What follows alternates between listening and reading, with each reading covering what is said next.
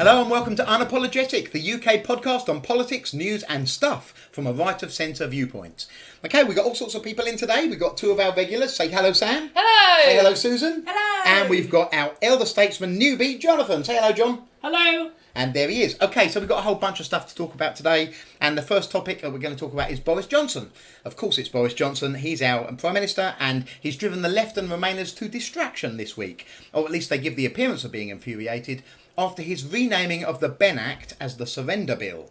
They called it inflammatory rhetoric, but Boris remains uncowed, insisting that his description is both accurate and perfectly in order. When Labour MPs demanded that Boris stop using the term, he answered quite simply, humbug. He finished with, the electorate are being held captive by this zombie parliament and this zombie opposition. We say no, I say no, let's get Brexit done and let's take this country forwards. So, quite strong words there. What do you think, Sam? I think there is strong words, definitely, but, and I say this being careful not to mumble because I know that some people have said that they can't hear a word I'm saying, so I will slow down and try not to mumble and enunciate. But I think that Boris has been using not inflammatory language. People have called him a fascist and a Nazi, so I don't think really people can be being hypocrites and getting upset about the word surrender. What do you think, John? I think he's mincing his language in as much as, rather than referring to people as being surrendering, I think it's more fifth column and sabotage. It's actively trying to damage Britain's interests. It's not as catchy though, is it? The fifth column and sabotage bill. No, exactly. They could have accused him of treason, though. I think a lot of that about. Yeah. Now, treason is the active sort of contemplation of the murder of the monarch, which is not really relevant to this.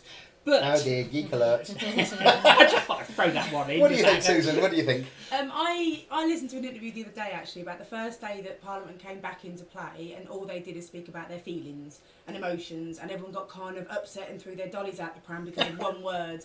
And I think in this, where we are now as a country, the last thing we should be caring about is one simple word that's been said, when I've heard an awful lot worse from other people, an awful lot worse. You seem to be saying, Susan, that the whole of Parliament is a snowflake Parliament.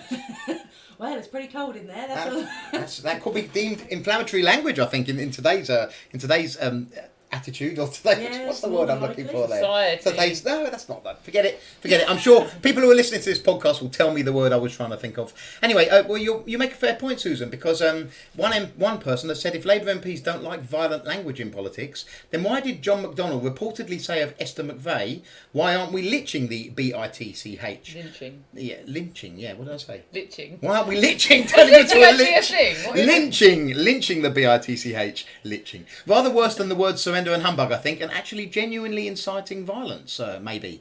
Could the left be any more hypocritical, John?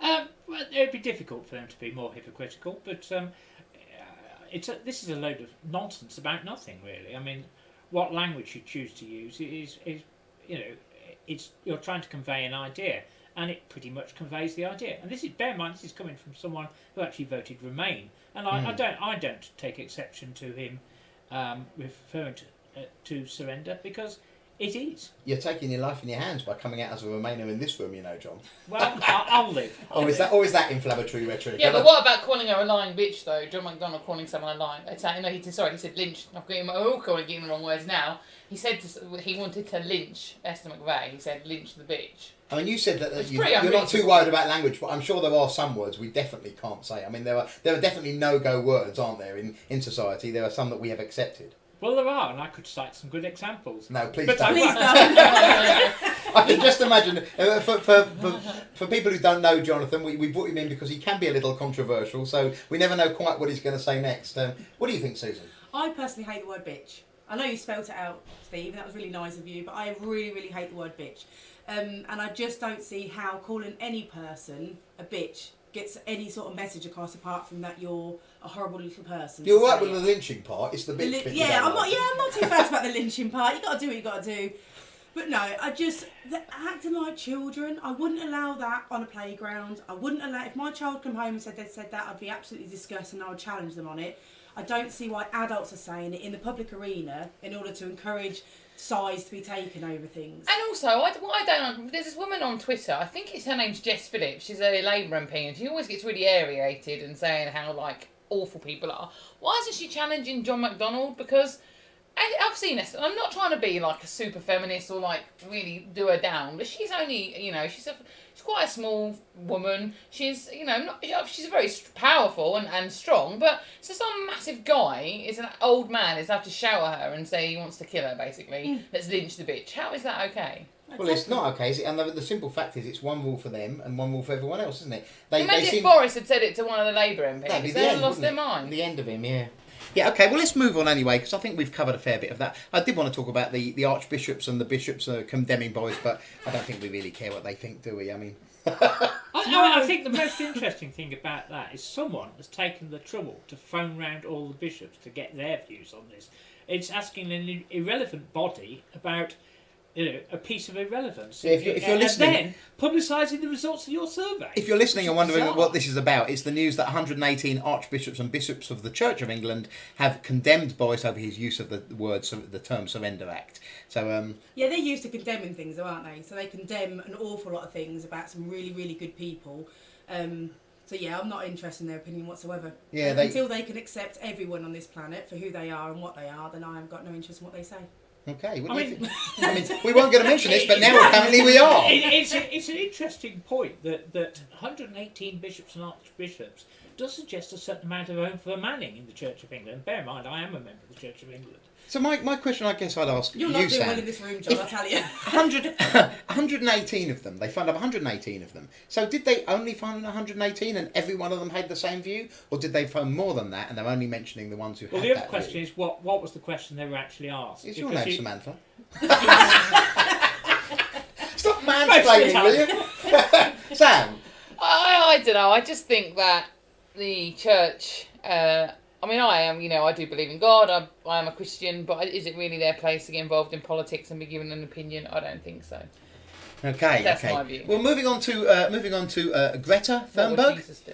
Is it Greta or Greta? Greta, I don't Greta. know. Greta Thunberg, the Swedish 16-year-old who is the toast of the Greens, environmentalists and others all over the world for the global warming activism. She has led a movement in which school children all over the world have gone on strike, leaving the classrooms to demand urgent action be taken by governments across the globe.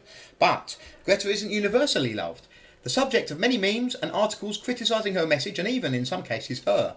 Apparently branded by Jeremy Clarkson a spoilt brat, according to Metro, with some saying she is being manipulated as a front person in order to avoid criticism and challenge. I'm going to come to you last on this one, Jonathan, I think, because it seems to me like one you might have something to say on, but we'll come to Susan first. I don't know, it might be interesting who goes first, actually. So whatever she's doing, she is still a child. And at 16 years of age, she should be given respect and kindness and compassion in order to... I don't care if she's being used per se. I do obviously care that she's being used, but I don't care that if she's being used in the agenda. What I care about is that people shouldn't be slating a 16-year-old girl. Just end of. But and isn't that why she's the fun person? I mean, some people are saying, if you've got a message which not everyone agrees with, but you want to make out that everyone agrees with it, you put a 16-year-old in front of the crowd and people can't criticise her, because if they do, everyone says, oh, you're a bully. Yeah. But you can... Isn't that a clever way to avoid going, Jonathan? The other interesting thing with that is, if you take the same argument, is it wrong to criticise the Hitler Youth? Well, obviously it was wrong to criticise the Hitler Youth, and we should for sure. But I don't think it was wrong. Because they were children. I see your argument, yeah. But they're two different things, aren't they? Like, Well, one was the Hitler Youth where they political. were trying to kill everybody, and one is a young girl that was trying to get people to understand what's going on in the world. Yeah, so... I still think you can challenge the policy and not the person, which is what we were just saying. We don't call people names. We don't do that. Yeah, but I think the point person is, alone. I haven't actually heard most people criticising her as a person or as an individual. A lot of people are criticising the policy, so... for example, on Facebook was criticising the policy, and a couple of people saying, you're attacking someone with autism. Well, actually, I would never attack someone that has autism, and the fact she has autism, to me, isn't relevant, because I wasn't criticising her as an individual. I was criticising the idea and the very fact that these ideas are being put forward so stridently, and if you even dare to challenge them, you're, some kind of heathen. What I don't like about that argument is it suggests that someone with autism needs this protection. Now, she herself said autism is a superpower. And I know lots of autistic people who are doing brilliant. And I don't think we should pretend that that they require some special protection. I mean, obviously we have to be conscious of different people and how different people are in every aspect of their life. But I don't think we need to put up some soft barrier. That gives gives them protection I don't think they need. They're perfectly capable, as Greta is showing, of putting out that message. What do you think, John? I mean, most people, and indeed most journalists, would argue that, if you put yourself in a public spotlight, you expect to be criticised. Yeah, exactly. And particularly if you're putting a point of view and putting it in not a particularly nice way, really. I mean, quite strident, and the argument she's putting over are very simplistic and repetitive, but and there is actually no real content to them, which is the main issue I have. I mean, what's interesting, Jeremy Clarkson probably missed the point in as much, or in saying that she's a sport brat. Whether she's a sport brat, and you only really have to I mean, you asked at the beginning what her name is. Her full name, believe it or not, is Greta Tintin Eleonora Ernman Thunberg. Well, that's quite a name. It's quite a name. But have you seen Boris Johnson's full name? That's pretty massive as well. She's not your typical school kid. She is the daughter of a well-known Swedish opera singer. She is the daughter of a reasonably well-known Swedish actor and the granddaughter of a reasonably... So, she's from a family of people who like being on the stage and being the centre of attention. And that's what is irritating, is a 16-year-old just seeking attention. And you should be able to criticise people for what they are. Yeah. And I think that is the irritating factor with that. And she is also partially the victim in all this, in as much as she's being used by the people. And the best example of that is she was asked if she would be a youth advisor to an organisation which... you're not allowed to bring notes to this, right, John? Well, no. You're the only one sitting here with notes. This is supposed to be a free-flowing conversation. Well, yeah, but I have a bad memory. I'll plead the I'm old and senile. We did say you were an elder statesman, I suppose. Yes, exactly. So, I mean, you should have respect for elderly people. Inner statesman. No. And actually, age is... No protection. age is a protected characteristic, I was reading about it the other day. So, I mean, the thing is, you do end up with the situation where these groups gradually expand. And so you start with the young people can't be, because they're young, and old people can't because they're old. And so there's only a thin sandwich of people in the middle who you can actually criticise. But you were just saying, because she's only 16, she shouldn't be doing the things that she should be doing. She can do them, but I think she's been manipulated. So in this group, just to be clear, in this group, the only people that can be criticised are Sam and Susan. Yeah, great. Perfect. I'm bringing the woman card in then. Well, that's it then. Nobody can criticise any of us. I think we can criticise you, Steve. Yeah, that's true, actually. I'm 51, I must be too old. No. Okay, guys, let's move on.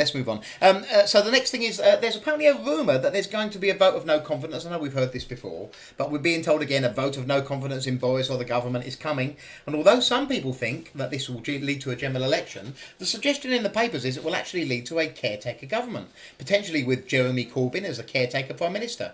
Now, he's saying, or they're saying, the people suggesting this, that he'd be sorry for my being on my computer there. They're saying that he would be the caretaker Prime Minister for a month, and then there'd be a general election, and the only purpose is to get through the Brexit end date so that they can force a delay and stop Boris doing a no deal. That's the plan behind it. The SNP have suggested they'll back Corbyn in this. Some of the other parties seem more hesitant. What do you think, whether this could happen, and what you think if it did, Susan? I think we're heading towards a participation world. Where you're in PE and you don't win, but everyone gets a participation medal. It seems to me that Jeremy Corbyn doesn't win anything, he yet still expects everything to be his. So he's not won the election, but wants to be the Prime Minister. He's not done anything. He's not even called for the vote, and yet he wants to be it. I just feel like at the minute, let's just give him a medal. Let's just give him a pat on the head and say well done and sit him in the corner. Well, I don't think he's actually suggested this. He sits back in the background, doesn't he? And other people suggest it, and then he's like, well, maybe I'll do it. Obviously, he'd do it. He's not doing anything at the moment, is he, apart from talking about his feelings about the words? What was it? Surrender. What do you think? Jeremy Corbyn as caretaker Prime Minister, Jonathan?